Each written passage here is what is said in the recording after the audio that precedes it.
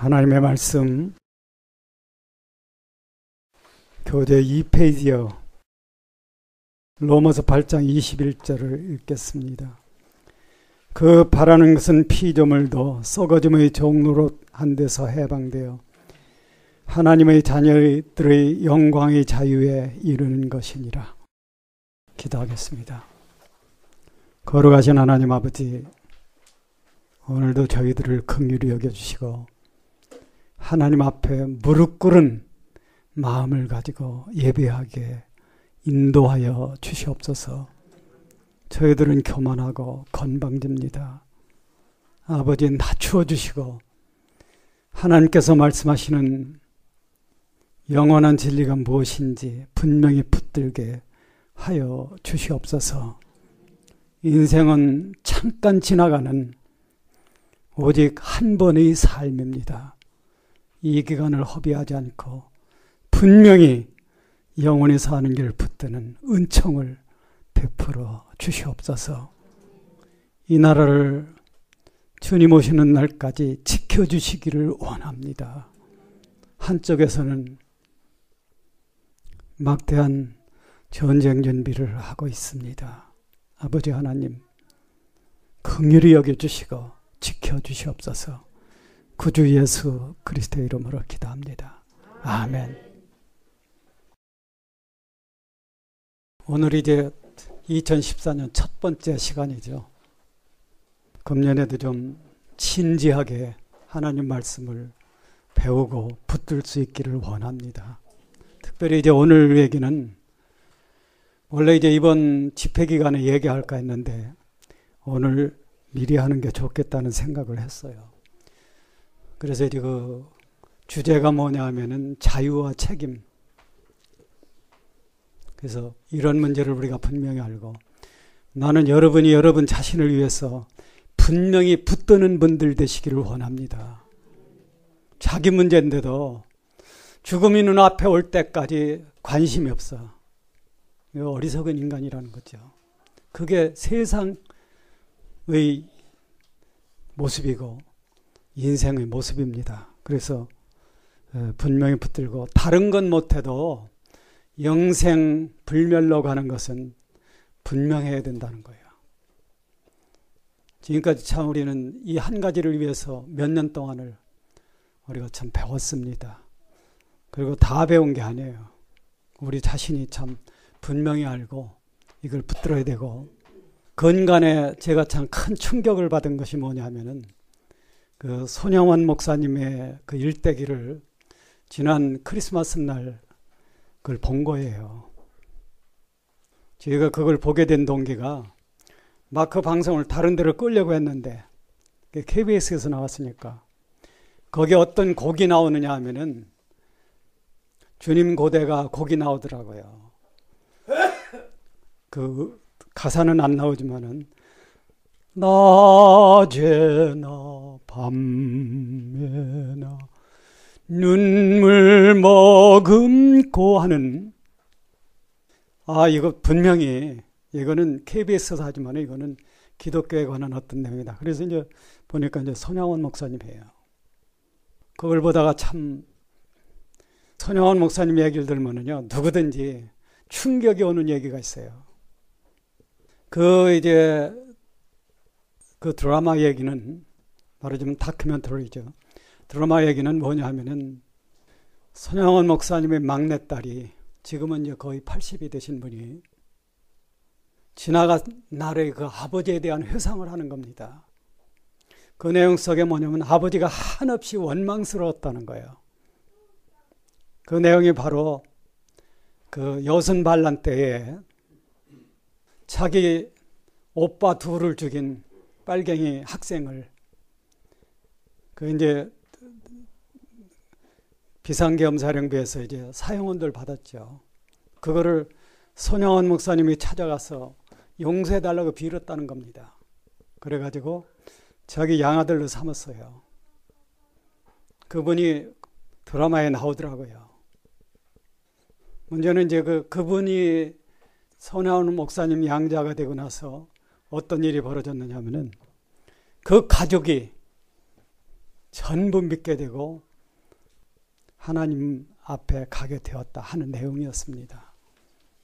근데 이제 이 막내딸의 원망은 오빠 둘을 죽인 그 원수 빨갱이를 왜 용서하느냐 하는 거예요. 이거는 참 보통 사람은 상상할 수 없는 얘기입니다. 나 같아도 아마 그냥 내버려뒀을 거예요.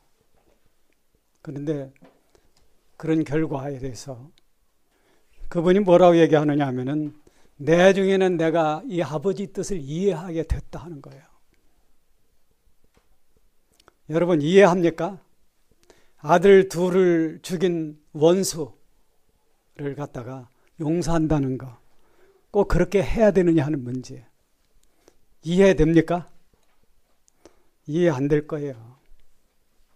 그러니까 더 이해 못하는 거는 로마서에 보면은 아직 우리가 하나님의 원수일 때 하나님은 자기 아들을 우리를 위해서 십자가에 죽였다는 겁니다.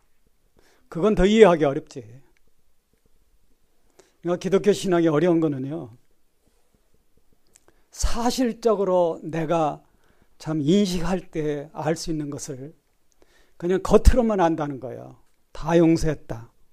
맞는 얘기입니다. 그러나 그렇게 해가지고는 실체, 실존, 즉 실존적인 어떤 신앙에 가기 어렵다는 거예요.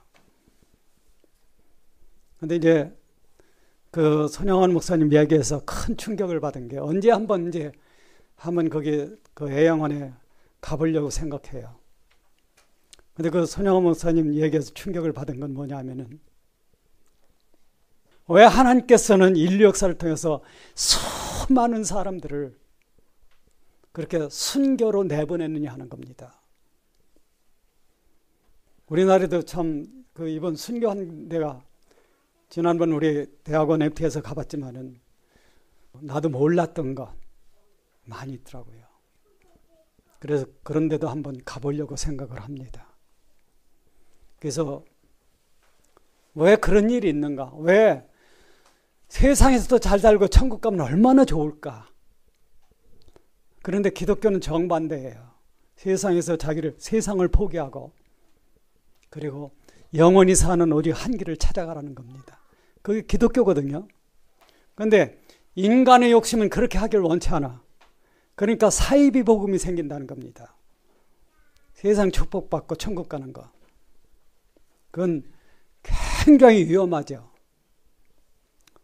그 손영원 목사님의 사건이 뭐에 대한 답이냐 하면요, 주님이 이런 말씀하셨어요. 자기 목숨을 구원코자 하면 잃을 것이요, 나와 복음을 위하여 자기 목숨을 잃는 자는 얻으리라. 왜 그럴까? 왜 천국은 그렇게 해야 갈까? 그렇지 않습니까? 저는 이제 참 그 충격 속에 받은 것이 뭐냐 하면은 그게 천국이 되는 원리입니다. 먼저도 얘기를 했던 두 가지예요. 하나는 천국이 이루어지려면, 예를 들어서 아무리 좋은 것도 우리가 얻으면요, 3일만 갖고 있으면 실증이 나요. 제가 옛날 젊었을 때, 특히 이제 육군 중위 때, 그때는 저는 참 시건방져요. 소위 이제 군대식으로 말하면 겁대가리 없는 거죠. 그러니까 그때 그래도 노래 좀 해본다고 아침 새벽에 산에 올라와서 이걸 했어요. 그랬더니 밥 먹는데 앞에 있는 사람이 아침에 어떤 미친놈이 산에 가서 소리 지르대 나보고 그러는 거예요. 그때 뭘 좋아했느냐 하면은 그 엘리자를 위하여 하는 노래 있죠. 라라라라라라 이거. 그걸 굉장히 좋아했어. 그래서 이제 그 CD를 녹음 테이프를 자꾸 들었어요. 그런데 몇 번 들으니까 이것도 실증이 나는 거 아무것도 아닌 거예요. 이 세상에는 참으로 좋은 게 없습니다. 몇 번만 가면 실증 난다는 거야. 아무리 좋아도 그래. 처음에 만날 때는 너무 좋아서 결혼을 해도 결혼하고 나면 여러분 얼마나 싸웁니까? 그렇잖아요? 세상에는 그런 방식으로는 영원히 갈 수 있는 그런 길이 없다는 겁니다. 이게 하늘나라의 원리예요. 그러니까 가진 것 다 가지고 뭐 별거, 예를 들어서 건강한 거 뭐 이런 거 다 가져도 절대 영생은 안 된다는 거예요. 그 영생의 조건이 제가 이제 근간에 찾은 게 뭐냐 하면은 하나는 영원히 갚을 수 없는 감사가 내 속에 있어야 된다는 거예요. 이게 첫째 조건입니다. 참 이 기독교의 진리라는 게 얼마나 위대한 건지 억년, 천억 년 이게 문제가 아니에요.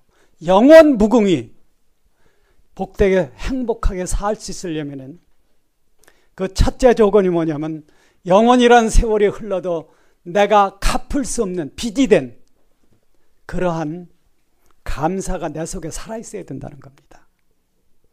여러분, 그런 감사가 어떻게 해서 인간의 마음속에 살 수 있느냐 하는 거예요. 우리는 어려서는 참 부모 없이는 못 살아. 맞죠? 조금 크면은 이제 제멋대로 하려고 합니다. 그리고 부모가 이제 늙으면은 귀찮아가지고 요양원에 보내요. 그거는 누구나 다 공통된 상황이고 심정이에요. 그러니까 이 세상에서는 어떻게 하면 영원히 살 수 있는가, 그걸 얘기할 수 있는 게 없다는 겁니다. 절대 없어요. 아무리 좋은 걸 줘도 실증난다는 거야. 즉 그것은 뭐냐면 세상의 모든 것은 낡아지고 썩어진다는 겁니다. 기쁨도 낡아지고 행복도 썩어진다는 거예요. 그런데 영원이란 세월이 흘러도 낡아지지 않고 썩어지지 않는 행복이 있다는 거예요. 그게 유일하게 하나님의 원수인 나를 위해서 하나님이 자기의 외아들을 나를 위해서 죽였다는 겁니다. 이게 내가 어떤 존재라는 것을 참으로 알기 전에는요, 이게 얼마나 큰 일인지 하는 것을 모릅니다.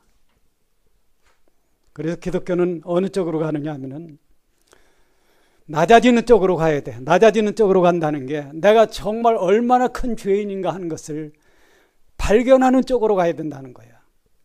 그래서 사도 바울이 뭐라고 그랬습니까? 어찌하든지 죽은 자 가운데서 부활에 이르려 하노니. 어찌하든지 죽은 자.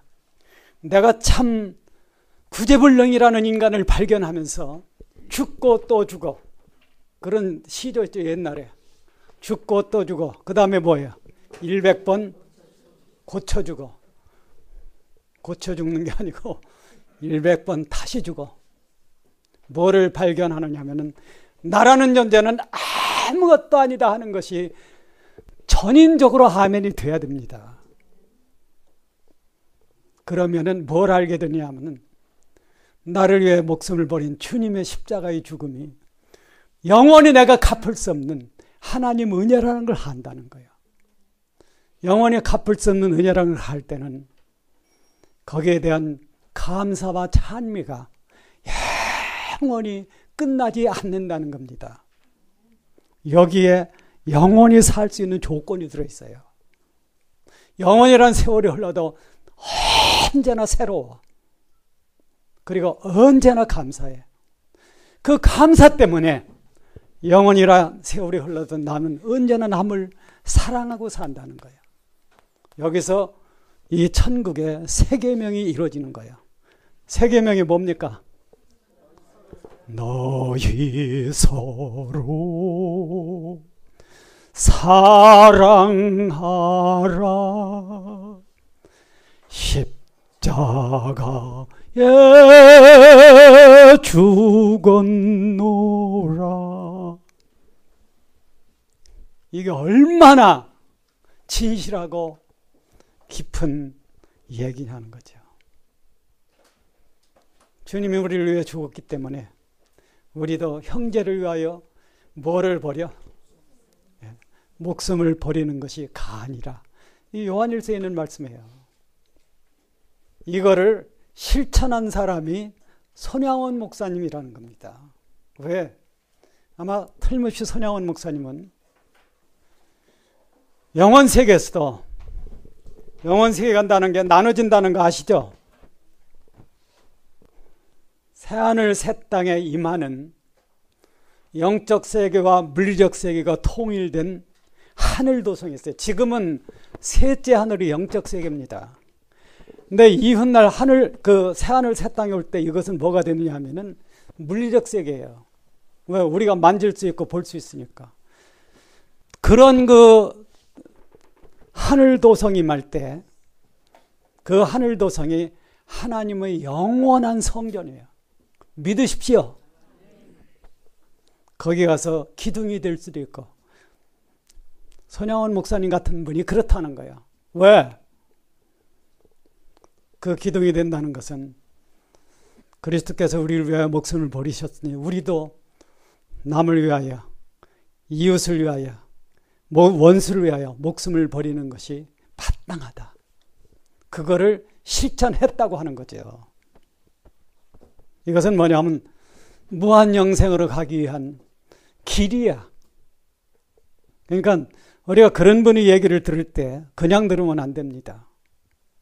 거기 보면은요, 뭐가 있느냐 하면은 손양원 목사님이 문둥이들을 그 발에 고름을 입으로 빨아준 사람입니다. 저도 옛날에 제가 아는 분의 등에 고름은 빨아준 적이 있어. 그런데 문둥이 발에 있는 고름은 못 빨겠더라고요. 저 자신은 그만한 그 포용력이 없다 하는 거예요. 그런데 그런 분이 그 문둥이들을 그렇게 사랑했고 또 그분들에게 말씀을 전했어요.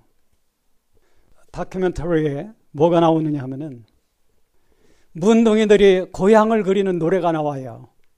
문둥병이 걸리면, 옛날에는, 지금은 이제 이렇게 수용을 하니까 잘 못 보지만은 옛날 우리 어렸을 때는 참 문둥이들이 많았어.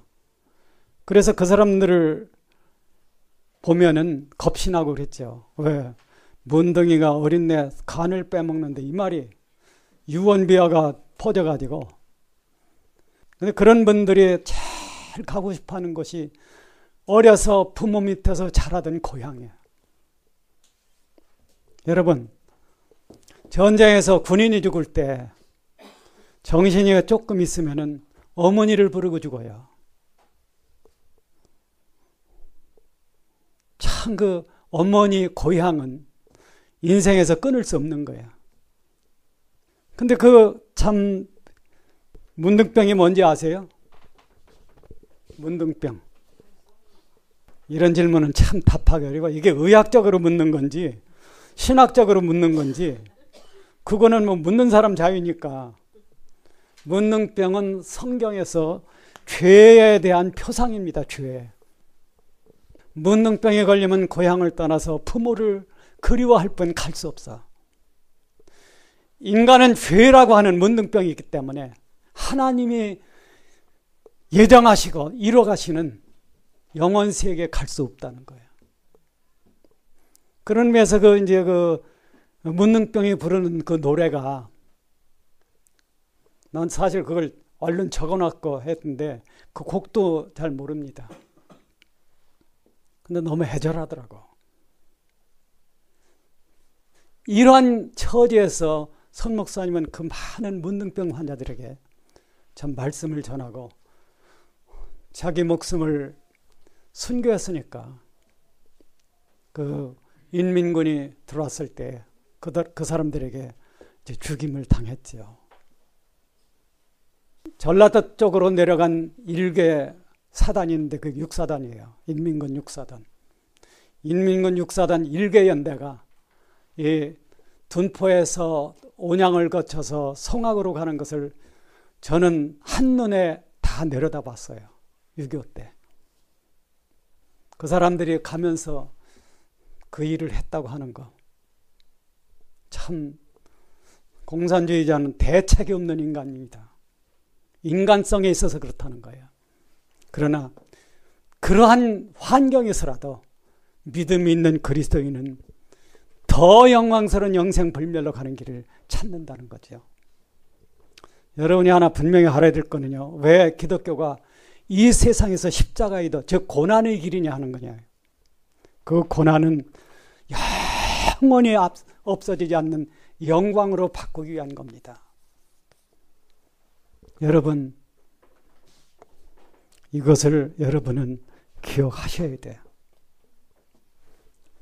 오늘 그분은 제가 못 뵀는데 며칠 전 어떤 분이 와서 상담을 했어요.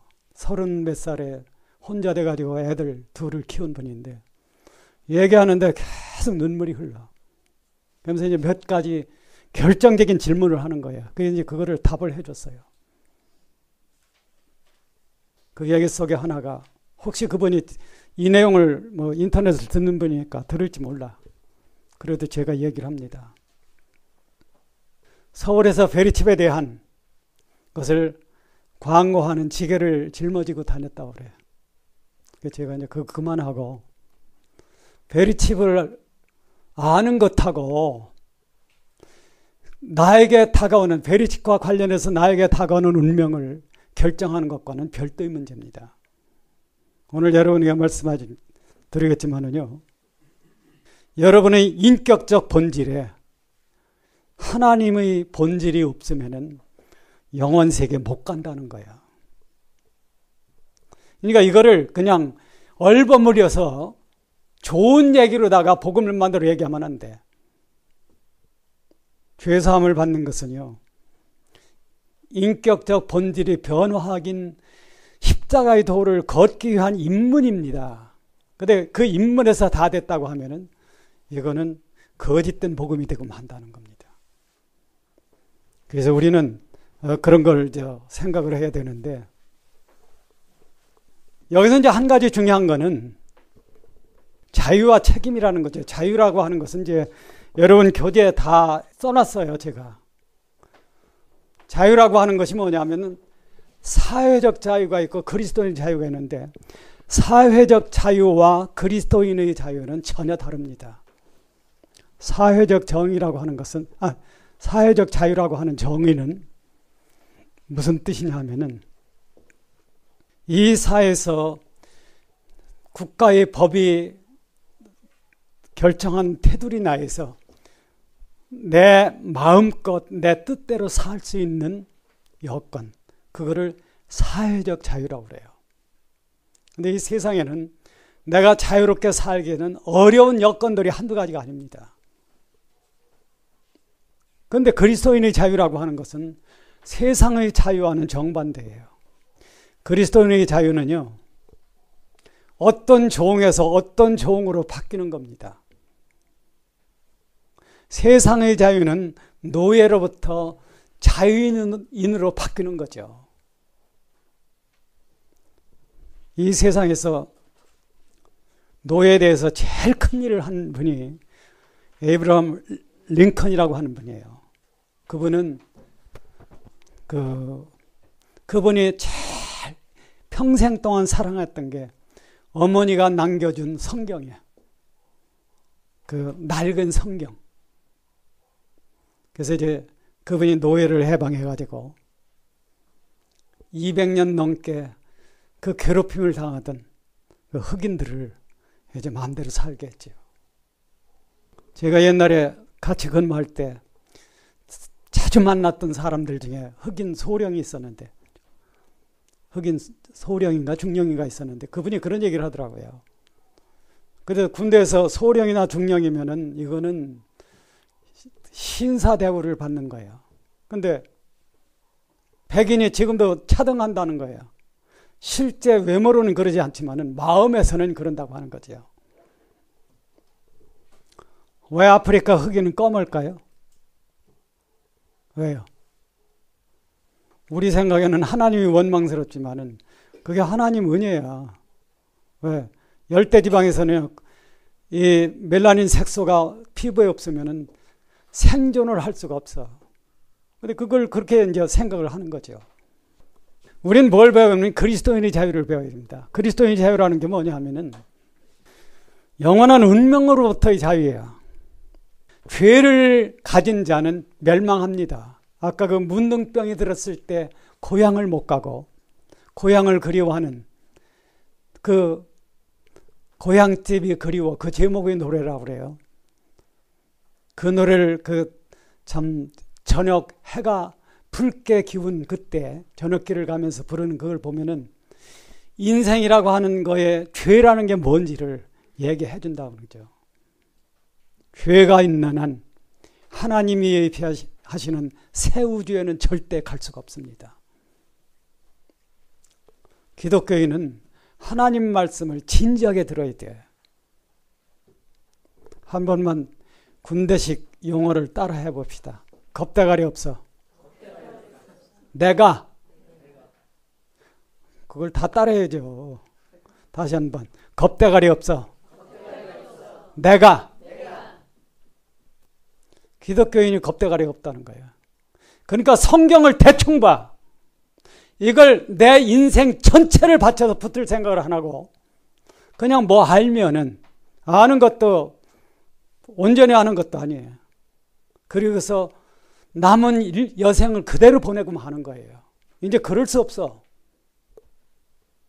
왜? 뭔가가 다가오고 있다는 거예요. 그래서 확실히 찾고 확실히 붙들어야 된다는 겁니다. 성경이 얘기하는 자유는 오늘 이건 본문 말씀이죠. 하나님 아들의 영광의 자유에 이르는 것이다. 그러니까 기독교 신앙을 갖는다는 것은 참된 자유로 가기 위한 길이에요. 그 자유라는 게 뭐냐 하면은 첫째가 나 자신의 타락한 현상, 즉 죄로부터의 자유고 그 다음에 죄로 말미암는 영원한 멸망으로부터의 자유입니다. 지옥이 있다는 걸 믿지 않으면요, 애들이 자살을 잘해. 그리고서 어떻게 생각하면 누구든지 죽으면 하늘에서 뭐 이렇게 얘기해. 하늘이 아니죠. 어둠 속에서죠. 그러니까 죄와 멸망이라는 이 운명에서 해방이 돼야 돼. 이게 안 되면은 안 됩니다. 그러면은 이것이 이제 기독교의 한 가지 어떤 법칙, 규정이라고 하면은 찾아야 돼. 그렇죠? 찾는 것은 최대한 찾아야 됩니다. 하나님은 다 아셔요. 누가 찾는지 안 찾는지. 정말 진심으로 찾는 자는 하나님이 찾게 만들어준다는 거예요. 예를 들어서 어떤 소경이 뭘 찾는데 옆에 있던 사람이 그 사람이 그걸 찾게 해주려면 어떻게 하면 됩니까? 그 사람이 찾는 거를 그 사람 손 앞에 갖다 놓으면 돼. 근데 이런 게 부족하다는 거예요. 그리고서 대충 믿고 그리고 내 인생 전체를 들여 찾는 게 아니고 내 인생 일부분을 투자해서 그냥 적당히 찾는다고 하는 거죠. 그거는 실패합니다.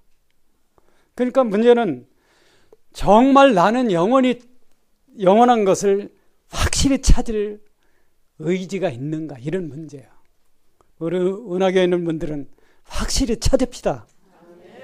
하나님이 내 안에서 긍정하실 때까지, 그리고도 계속 찾아야 돼요.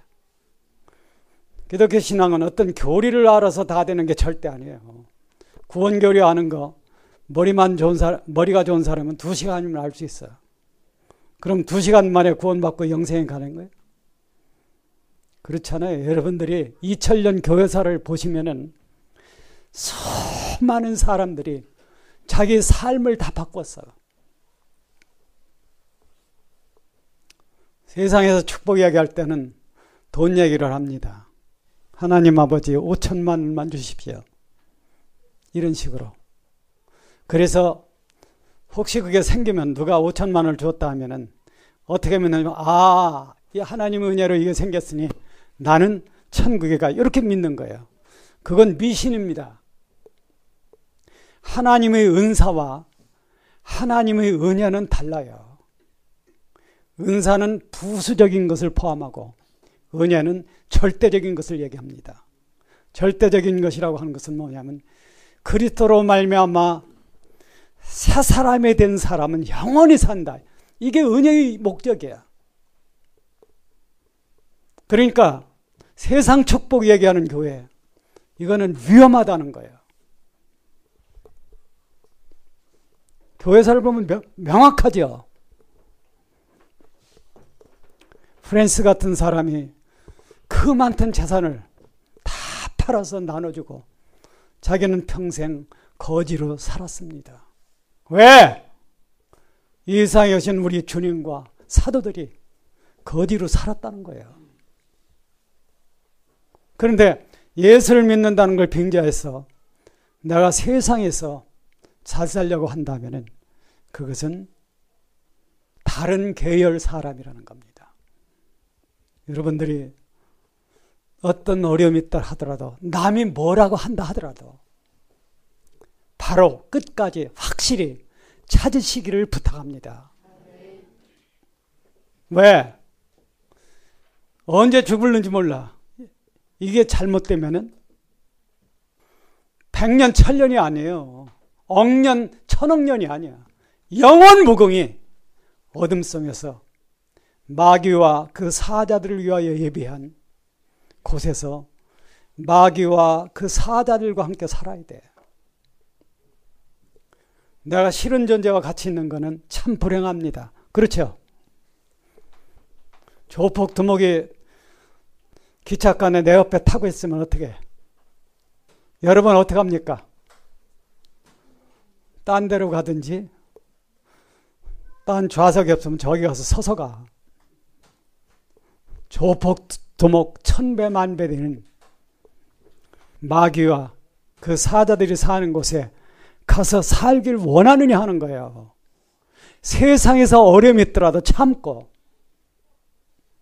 영원 무궁이 평화와 행복이 존재하는 하나님의 나라에 가야죠.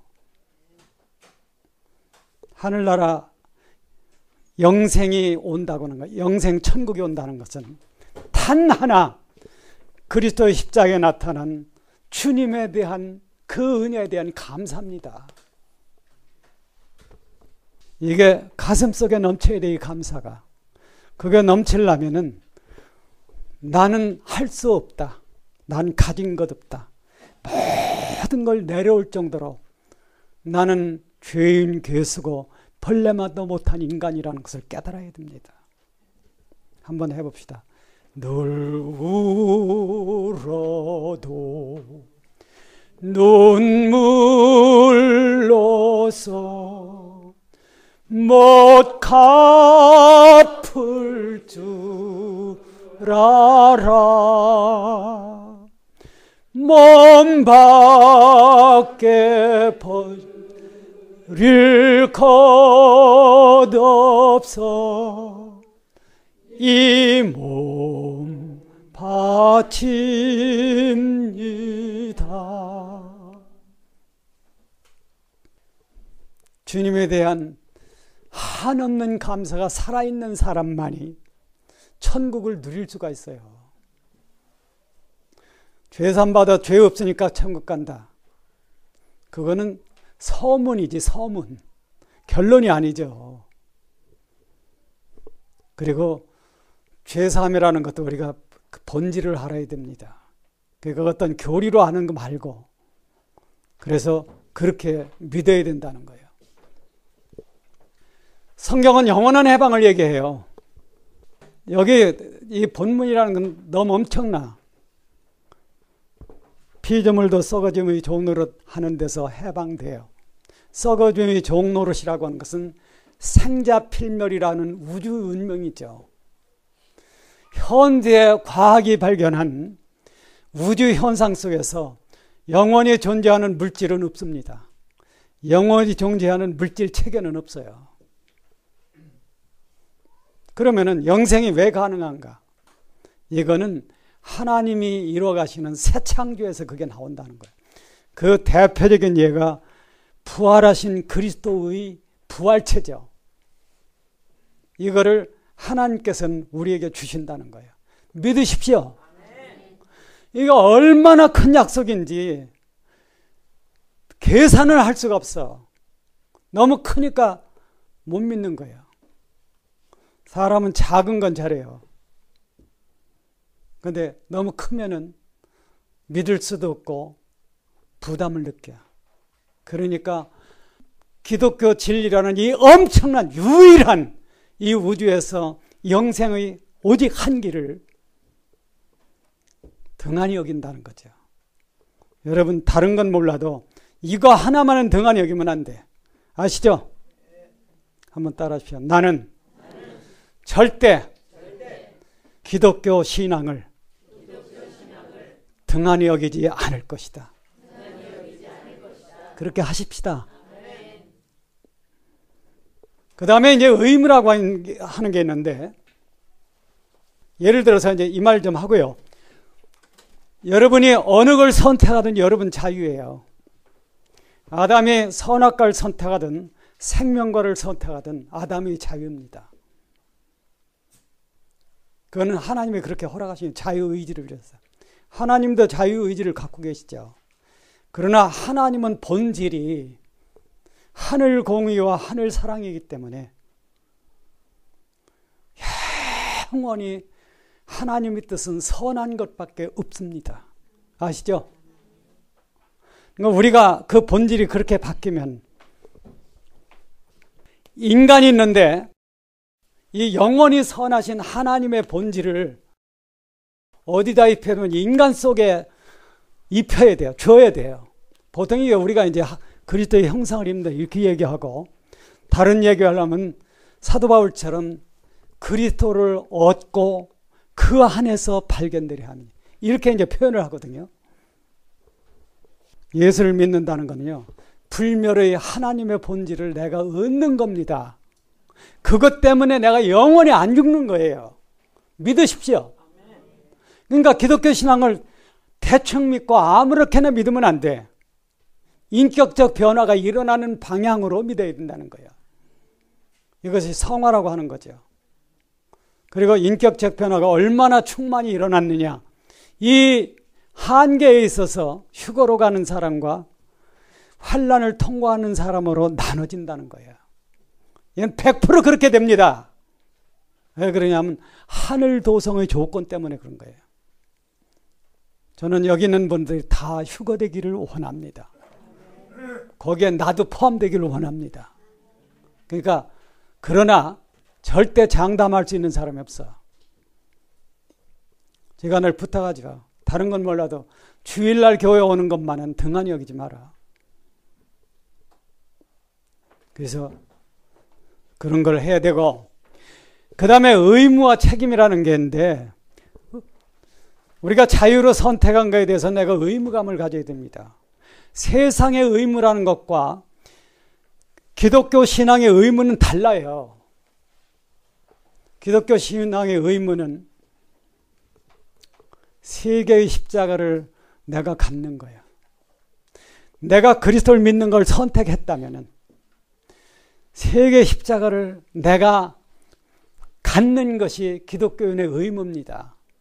주님이 나를 위해 죽은 십자가, 그거를 내가 갖는다고 하는 것은 영원히 갚을 수 없는 주님의 은혜를 감사하는 사람으로 바뀌는 거예요. 골고다에서 나도 죽은 주님의 십자가, 그것은 나라고 하는 것을 다 버려서 그 내가 죽고 버린 그 자리에 주님을 나의 새 생명, 새 인생으로 얻는 거예요. 그 다음에 날마다 지는 십자가, 이것은 내가 인생을 걸어가면서 십자가의 도를 걷기 위한 그러한 방법이지요. 그러니까 적어도 다 얘기는 못하지만은 적어도 그리스도인으로서의 의무라고 하면은 이걸 해야 돼요. 세상 의무는 다르죠. 세상 의무가 뭐 있습니까? 병역 의무, 우리나라 어떻게 된 건데 군대 안 간 사람도 대통령을 해. 난 참 이건 반대예요. 제가 반대하는 건 아무것도 아니에요. 그렇잖아요. 그러나 국방 의무를 남자가 이행을 안 하고서 대통령이 된다는 것은 이거는 말이 안 됩니다. 그 다음 또 생각나는 것이 국민의 의무, 4대 의무 중에 하나. 예, 교육 의무. 요새는 고등학교까지인가? 내가 국민학교 다닐 때는요, 초등학교까지가 의무교육이에요. 요새는 뭐까지예요? 중학교요? 그 다음에 납세 의무라는 게 있어요. 그렇죠. 근데 기독교 의무는 이제 그런 게 아니야. 왜? 기독교는 새우주가 오는 영원한 우주적 변화를 지향해서 영원히 사는 것을 바라보고 하기 때문에 이 의무라는 건 달라.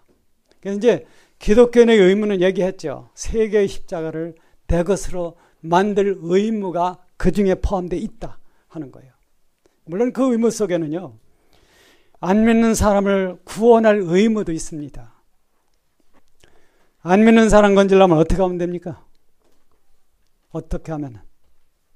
성경에는 어떻게 되어 있느냐 하면은, 안 믿는 사람을 건지려면 우리가 해야 될 게 두 가지가 있어요. 하나는 세상의 소금이 돼야 돼. 소금이 뭐 하는 거예요? 썩지 않는 거예요. 그 다음에 하나는 세상의 빛이 돼야 돼. 소금이 된다는 건 참 어려워. 그렇죠? 목사가 부패했다는 게 보여지면은요, 그 사람 얘기는 아무리 좋은 얘기라도 안 듣습니다. 그러니까 평신도보다는 목사가 훨씬 더 십자가의 도예요. 그러니까 참 썩지 않는 소금이 된다는 것. 그러려면은 다른 사람이 내가 소금이라는 걸 인식할 수 있도록 해야 돼. 조금 어려운 얘기 한번, 재밌는 거 한번 얘기를 해볼게요. 우리가 이제 하나님 말씀이 있죠. 말씀이 누구예요? 예, 삼위일체에서 제2위 하나님입니다. 근데 이 말씀을 하시는 분은 누굽니까? 예, 삼위일체 제1위 성부 하나님이에요. 그 다음에 이 말씀을 가지고 생명을 주는 분은 누구예요? 성령 하나님이죠. 그러니까 이걸 좀 유식한 분들은, 저는 무식합니다. 이거 제가 하는 얘기가 아니에요. 유식한 분들은 어떻게 설명하느냐 하면은, 성부 하나님은 이 말씀을 엔코딩 했다 그래. 영어의 엔코딩. 코드라고 하는 것은 문자를 맞춰서 글을 만드는 거예요. N이라는 건 들어간다는 뜻이니까, 성부 하나님은 하나님 자신의 말씀을 엔코딩했다. 그래서 이 말씀이 누구냐 하면은 우주 창조의 근본인 그리스도라는 거죠. 그 다음에 성령 하나님은 요거를 바꿔 얘기하면 어떻게 해야 돼?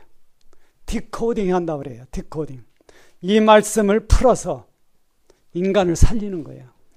삼일체 하나님은 인간 구원에서 필수 조건입니다. 성부, 성자, 성령은 삼위로 계셔야만 해. 그래야만 우주 창조와 인류 구원이 가능한 거예요. 한번 따라 하십시오. 삼위일체가 아닌 유일신은 실제가 아니라 개념이다. 그럼 누굴 믿어야 돼? 개념을 믿어야 돼? 실제를 믿어야 돼? 삼위일체 하나님을 믿어야 됩니다. 그러니까 아주 중요한 거예요. 그러니까 우리가 그리스도를 봤을 때 하나님을 볼 수 있다고 하는 것은 이 모든 것에 대한 원리를 설명하는 겁니다. 이 말은 뭐냐면, 자, 그리스도인은 첫째 소금이 돼야 돼. 그러려면은 누군가 나를 소금으로 엔코딩 해야 돼. 그렇죠? 만들어줘야 돼. 누가? 하나님, 성령이. 하나님께서 나를 소금으로 만들어야 돼.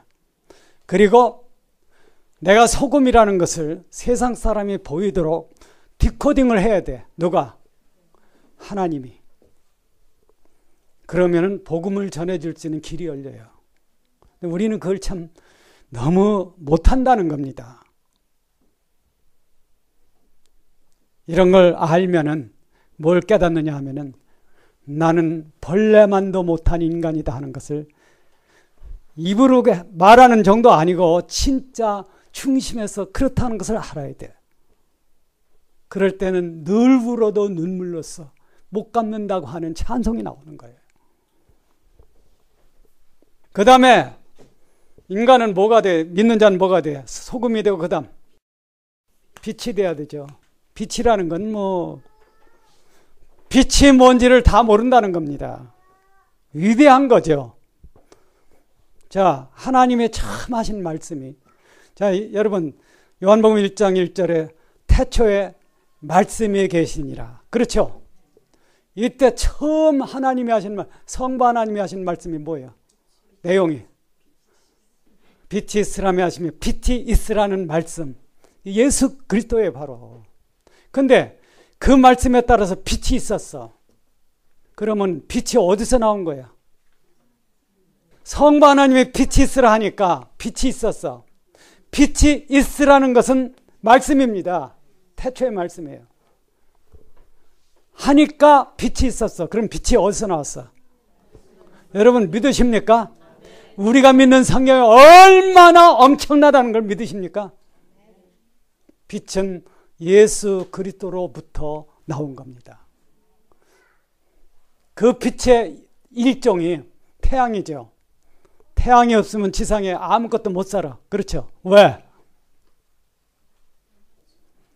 저는 어떤 육체적 특성을 갖고 있느냐 하면요. 여러분도 그런지 난 몰라. 어떤 특성을 갖고 있느냐면은 겨울만 되면 추워. 여러분도 그렇습니까? 겨울만 되면 왜 추워? 왜요? 햇빛이 받는 시간이 줄어들고 약하다는 거예요. 지구가 23.3도 기울어져 있기 때문에 하나님이 그렇게 해놨어. 그래서 봄, 여름, 겨울, 가을 이런 것이 바뀌도록 해놨어요. 태양빛이 없으면 이 세상에 아무것도 못 삽니다. 근데 그건 일부라는 거예요. 이 빛이 있었다는 태초의 말씀 속에는요, 이 태양빛 말고도 다른 빛이 얘기가 되어 있다는 거죠. 반딧불이 내는 형광빛은 또 다른 빛이야. 또 다른 빛은 뭐 있느냐 하면은 그리스도 예수의 얼굴에 있는 하나님의 영광을 하는 빛을 우리 마음에 비추셨네요. 참 여러분 지금 우리가 이 말씀을 한다는 것은 지금도 하나님께서는 여러분과 저에게 그리스도의 얼굴에 있는 하나님의 영광을 아는 빛을 비추고 계신 겁니다. 이걸 여러분이 디코딩을 해야죠. 사람들에게 그걸 보여줘야 된다는 게 뭘로? 행실로. 그러니까 그리스도인은 양보해야 되고 고난의 길을 가야 되고 욕심을 그쳐야 됩니다. 그래서 그런 삶을 보여줄 때 하나님께서는 나를 쓰신다는 거예요. 우리 그렇게 하십시다. 그러니까 나라고 하는 존재는 벌레만도 못하기 때문에 내 속에는 언제나 죄의 유혹이 살아있어요. 구원을 받으면 죄가 없다는 말은 의롭다 하셨다는 거지 죄가 없다는 게 아니야. 그래서 종교개혁 때 루터는 무슨 얘기를 했느냐 하면은 칭의라는 것은 의롭다 함을 얻는 죄인이 되는 것이다. 죄인이 돼서 벌레만도 못한 것을 참으로 알아서 나라는 존재가 제로로 돌아갈 때까지 가진 것 없고 자랑할 것 없고 잘난 것 없고 아무것도 상태로 돌아가서 주님 한 분만을 반드시 얻어야 되는 그런 상태로 갈 때까지. 그게 인간의 모습이야. 그런 것을 깨닫고 그 길을 가야 돼. 그것을 밝혀주는 것이 빛이에요. 그래서 주님의 얼굴을 통해서 비치는 하나님의 영광을 아는 빛, 이것을 충만히 얻은 사람은 썩어짐의 종노릇 하는 데서 해방돼요. 하나님 아들의 영광의 자유에 최종적으로 부활에 가서 우리가 누리는 하나님 아들의 영광의 자유에 이르는 것이다. 그게 반드시 여러분과 나에게 이루어집니다. 그렇게 분명히 붙들고 분명히 믿어야 된다는 거예요. 그게 이제 의무와 책임이죠. 예수 믿는 걸 선택하는 것은 개인의 자유예요. 여러분 그걸 행사했기 때문에 여기 오신 거예요. 근데 인생이라는 건 양자택일이거든요. 멸망으로 가느냐 영생으로 가느냐 이것밖에 없어. 한번 따라하세요. 인생의 선택에는 멸망이냐 영생이냐 둘 중에 하나이다. 그거밖에 없어요. 그런데 우리가 인생을 산다는 것은 현명한 선택을 하는 방향으로 가야 돼. 어떤 면에서는 손해가 온다 하더라도 이 길만은 분명히 찾아야 된다는 거예요. 안 그렇습니까? 저도 이제 나이가 많기 때문에 우리 군대 동기생이나 국민학교, 저는 자꾸 초등학교보다는 국민학교가 입에서 잘 나와. 나도 모르게. 그 동창들이 세상을 떠나. 안 믿는 사람과 믿는 사람은 정반대예요. 저에게는 영원한 소망이 살아있습니다. 난 반드시 나의 주님을 만날 것입니다. 그러면 문제가 안 돼. 그게 없는 사람은 나이가 먹으면요 세상 사는 게 참 불행해. 왜? 그 양심 속에 죽으면 지옥 간다고 하는 어떤 게 있다는 거예요. 그래서 책임을 지는 건데, 책임진다는 게 뭐냐 하면은 다른 게 없어요. 세상에서도 어떤 내 그릇된 행위에 대해서는 책임을 져야 됩니다. 그렇죠? 그러니까 죄를 지으면 감옥에 가야 돼. 요새는 우리나라는 뭐 솜방망이 처벌이 아주 강해요. 처벌이 약하다는 거죠. 솜방망이 식이 강하니까. 그러니까 웬만한 죄를 지어도 걱정을 안 해. 뭐 잘 어떻게 하면은 솜방망이 처벌이 뭡니까? 법률적 용어로 뭐냐 그거예요. 그렇게 물으니 안 되지. 솜방망이 처벌이 법률적 용어가 집행유예라는 거예요. 10년 징역하고도 집행유예를 하면은 10년 동안만 지나면 무죄가 되는 겁니다. 집행유예가 많아요, 우리나라에서는. 북한 같으면은 뭐 그날부로 총살하는 게 많잖아요. 근데 그런 책임 말고 인간에겐 다른 책임이 있어. 첫째 큰 책임이 뭐냐 하면은 자식을 낳으면은 책임을 져야 돼. 그렇죠? 어디까지? 유치원 들어가서 대학 졸업할 때까지, 그 다음에 결혼할 때까지, 그 다음에 손녀 낳는 거 보는 데까지 책임을 져야 돼. 근데 이것까지가 안 된다는 거예요. 부모가 되어서 자식을 낳으면 분명히 영원히 사는 것까지 책임을 져야 돼. 이게 사도행전은 어떻게 표현되느냐 하면 주 예수를 믿으라. 그리하면 너와 내 집이 구원을 얻으리라. 내 집이 구원을 얻는다는 것은 자녀에 대한 영원한 책임을 지는 겁니다. 나는 그래서 하루도 빼지 않고 기도하는 내용이 있어요. 우리 세 딸들 영원히 살려주십시오. 내 목숨을 데려가더라도 살려주십시오. 그렇다면 이 목숨 버리는 거 아무 문제가 없죠. 이런 게 책임이야. 근데 더 중요한 거는요, 그리스도를 선택해서 영생으로 가는 것하고 그리스도를 버려가지고 하나님의 유일한 대책인 그리스도를 버려서 멸망하는 데는 자기 자신에 대한 책임을 자기가 져야 된다는 겁니다. 우리는 흔히 남을 원망할 때가 많아요. 그 중에 많은 것이 건강 문제야. 저도 옛날에 하지 않으면 되는 수술을 받은 게 있어. 그게 지금까지 괴롭히는 것 중에 하나예요. 참 바보 천치 같은 접니다. 나는 참 내가 바보 천치 같다는 걸 느낄 때가 많아. 왜 그런 수술을 했어? 확인을 했으면 캐물었으면 되는데. 자, 한번 따라합시다. 건강을 지킬 책임은 본인에게 있다. 믿으세요? 병원이나 의사 원망하지 마세요. 그것 가지고는 답이 안 돼. 제가 근간에 뭘 하나 깨달았느냐 하면요. 일주일에 최소한 4번은 4일은 4km 이상을 걷습니다. 그 중에 제일 첫째 날은 등산을 해요. 여기 등산하는데 눈 쌓인 데는 되게 미끄러워. 해야 될까요? 말아야 될까요? 그 미끄러운 데를 내려가면서 제가 늘 하는 게 뭐냐 하면은 내가 육군 중령인데 그리고 내려가.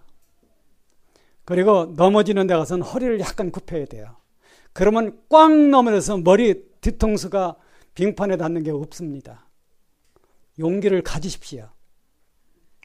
그리고 나머지는 이제 4km를 빨리 걷기를 하는데, 그러니까 무슨 생각이 드느냐 하면은 나도 건강하게 살 수 있다는 신념이 오더라는 겁니다. 해보십시오.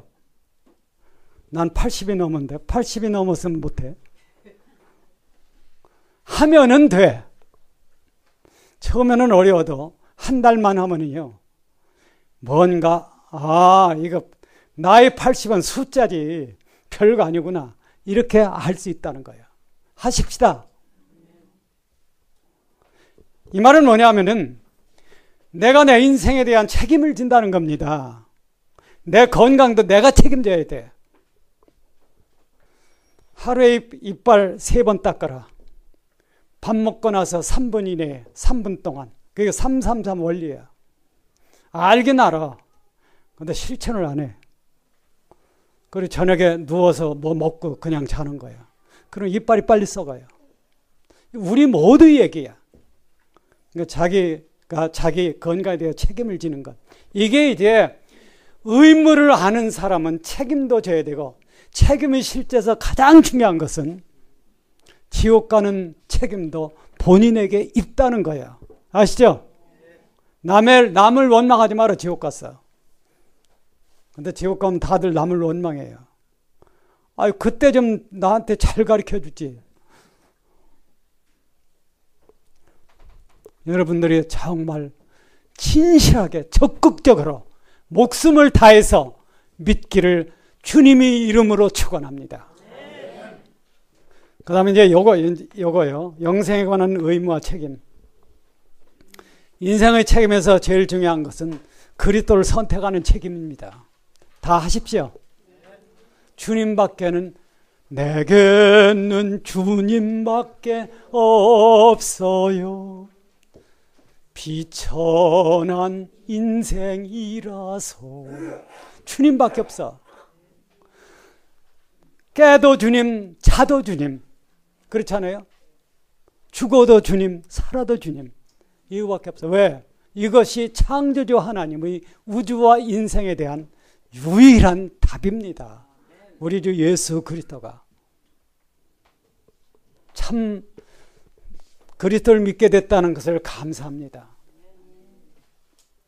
여러분이 하나 하실 거는요, 공산주의는 유물론이에요. 유물론.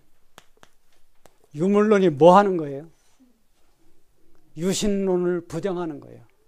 하나님을 부정하는 거. 그러니까 이 사람들은 기독교인을 아주 싫어해요. 그래서 만나면 죽여. 왜 죽일까요? 유신론을 생각하면 절대 인간을 우상화할 수 없어. 그런데 신을 없애버리면요, 인간이 우상이 됩니다. 이 얘기가 어디 있냐면 창세기 11장에 나와요.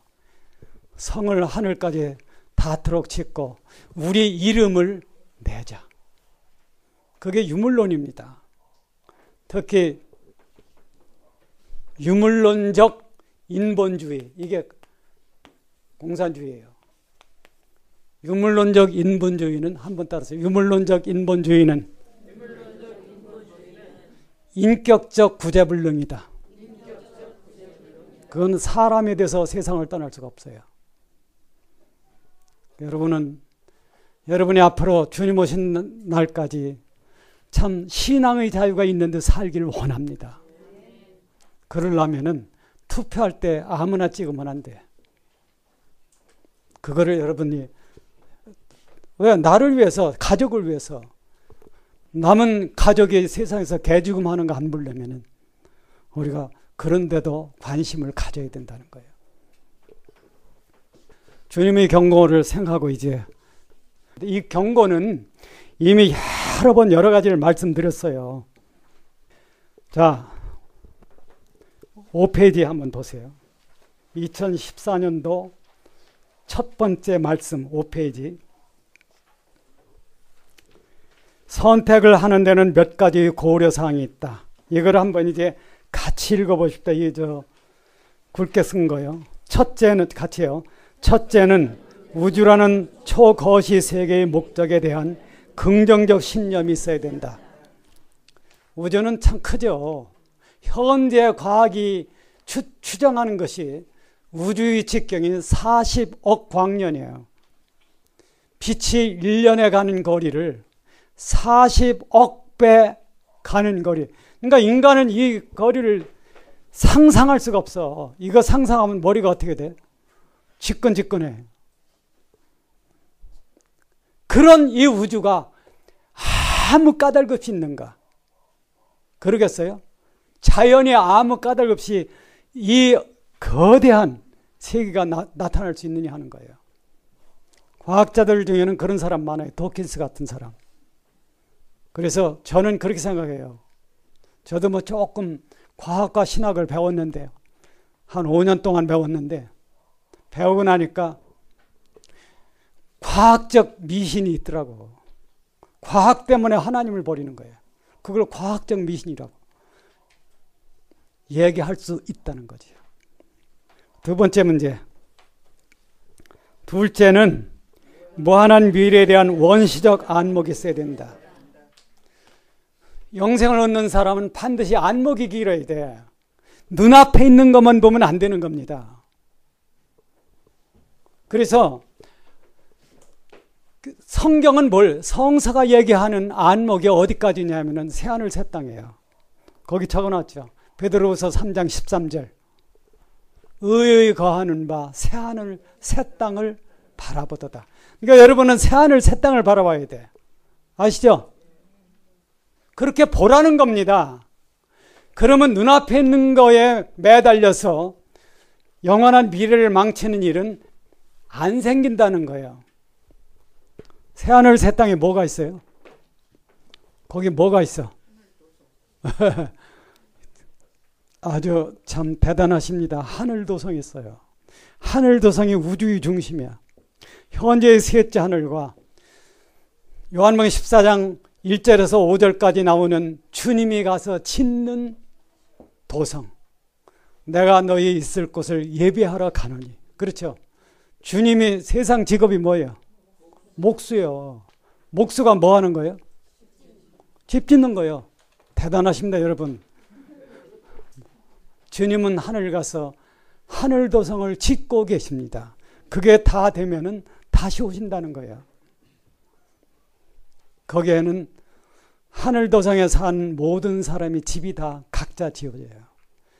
그것이 뭐냐면 산돌로서 하나님의 성전이 됩니다. 엄청난 얘기죠. 그걸 바라보라는 거예요. 영원히 사는 세계를. 그냥 대충 믿지 말고 오늘 교회 가서 뭐 했으니까 그런 거 말고 영원히 불변하는 예수 그리스도의 본질이 여러분 안에서 여러분 자신의 삶의 원리가 돼야 됩니다. 예수 그리스도가 여러분 자신의 삶의 원리가 돼야 돼. 그분이 지신 십자가, 그분이 나를 사랑한 그 사랑이 나도 내 이웃을 사랑하는 사랑이 되어야 된다는 거예요. 세 번째 같이 읽읍시다. 셋째는 예수 그리스도가 바로 인생의 영원한 미래에 대한 절대의 답이라는 것을 발견해야 된다. 여러분은 다 말씀해 드렸으니까 믿으십시오. 나의 절대의 답은 하나다.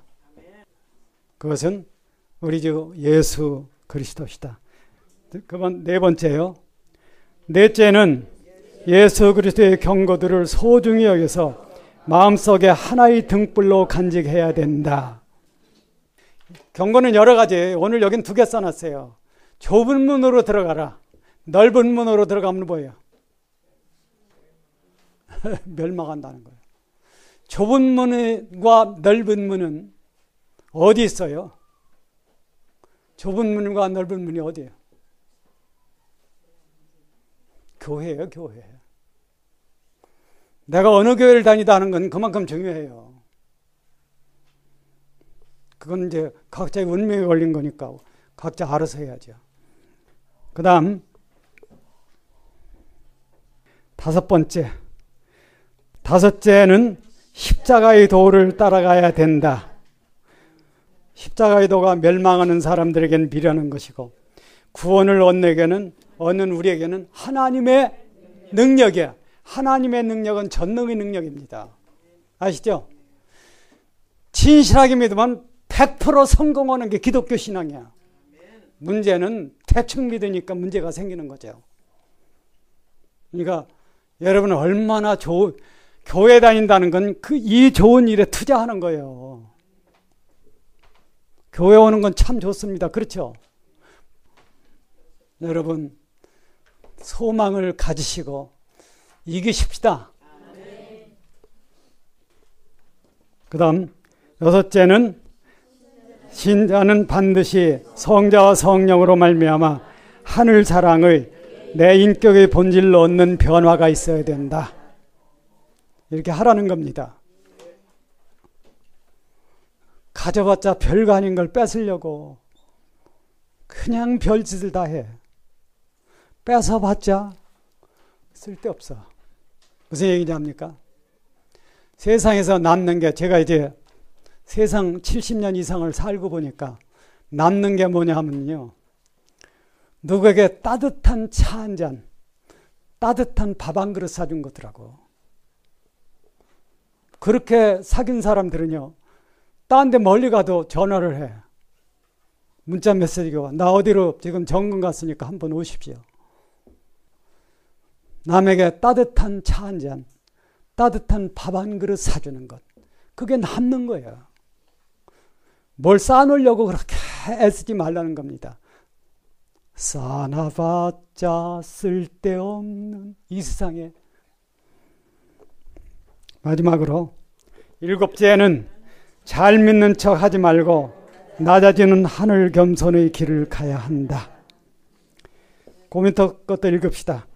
내가 온전히 배워질 때 예수 그리스도는 내 안에서 내 인생 자체와 그 충만이 될 것이다. 기도하겠습니다. 걸어가신 하나님 아버지, 오늘도 인도해 주신 것 감사합니다.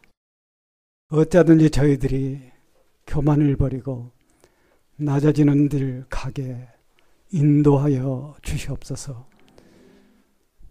때가 다 됐다고 하는 것을 느낍니다. 주님 만날 준비하는 우리 은하교회 모든 분, 그리고 CD와 테이프와 인터넷을 통하여 귀한 말씀 함께 나누는 귀한 성도님들, 주님 만날 준비하게 인도하여 주옵소서. 지금은 우리 구주 예수 그리스도의 은혜와 하나님 아버지의 무한하신 사랑과 성령 하나님의 생명의 감화가 우리 모두에게 있기를 주님의 이름으로 축원하옵나이다. 아멘.